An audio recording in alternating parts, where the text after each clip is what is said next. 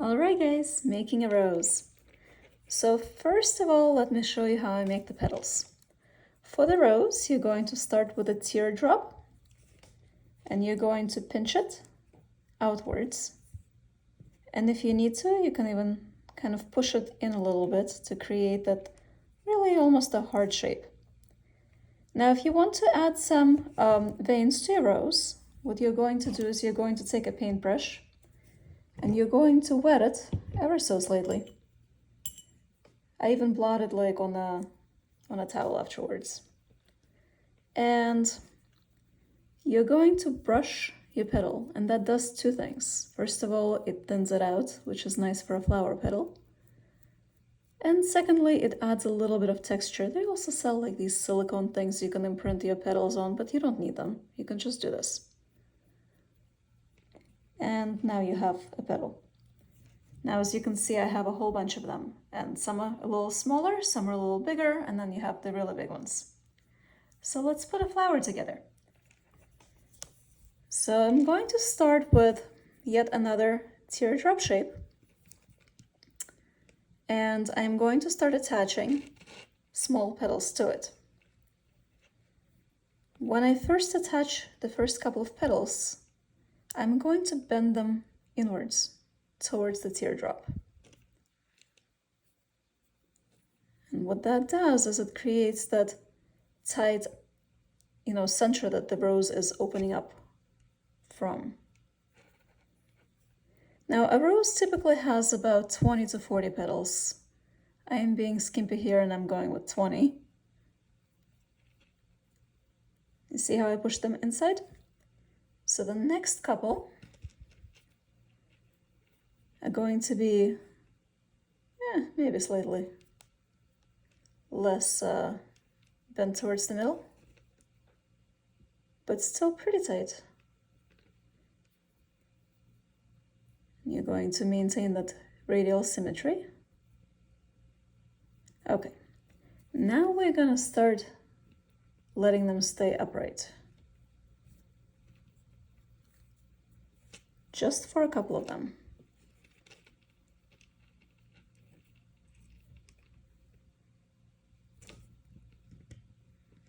And I'm trying to keep the bigger ones towards the end of the flower.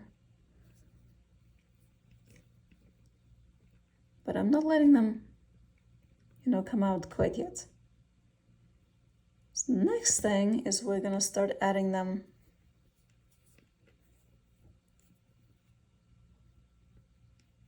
the big ones, and we're going to, I'll show you in a second.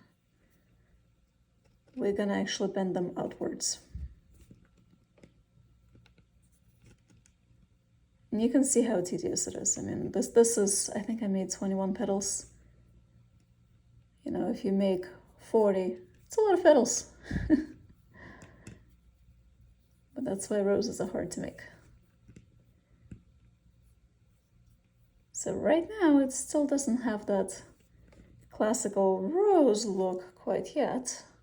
Kind of, sort of, but not quite. The center looks good, but the outside looks like any other flower.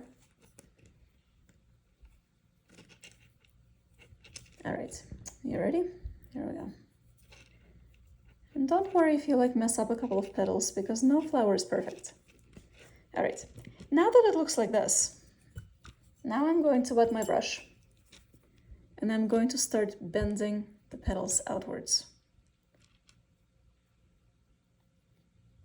I kind of support them with my finger underneath so that they don't just pop off.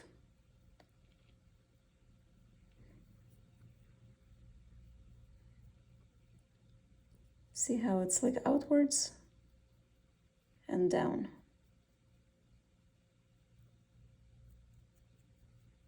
And as you do it, it also thins it out as you go. And then you can decide where you want to stop and where you want them to stay, vertical and then eventually cone in. So that's basically the trick, is that the inside has to be tight, and then you start coming out with your petals. And there's so many varieties of roses. I mean, so many. So some of them look like this, some of them have like a tighter middle, some of them have little petals in the middle instead of you know, curled up petals in the middle instead of curled up petals. I make no sense. But you understand what I mean. They have like a center like this as opposed to petals. And that is basically how we make a rose. And then some people will like really bend them over. You know, it depends on what type of rose you're sculpting, you know. Don't be afraid to rip a petal either. You know, and you can just really add a little motion to them. That's the basics. That's your rose. I hope this helps. Take care, bye-bye.